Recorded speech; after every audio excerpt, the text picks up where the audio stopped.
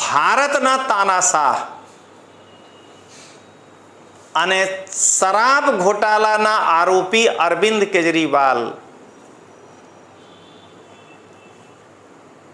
ના પગ દબાવીને ગોપાલ ઇટાલિયા ટિકિટ લઈને આવ્યા છે.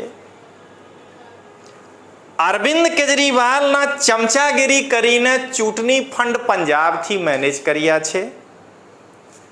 પણ ગોપાલના આ કારનામાના કારણે વિસાવદરમાં 50% આપ કાર્યકરો નિષ્ક્રિય થઈ ગયા છે.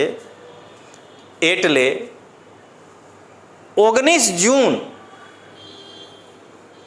ના ચૂંટણીના દિવસે 23 જૂન નહીં દોસ્તો, 19 જૂનના ચૂંટણીના દિવસે સાંજે 6 વાગે ગોપાલને ખબર પડી જશે કે હું ચૂંટણી હારી ગયા છું, મારા જમાનત જપ્ત થઈ ગયા છે અને ગોપાલ 24 જૂનના દિવસના એસટી બસના ટિકિટ લઈને સુરત રવાના થઈ જશે.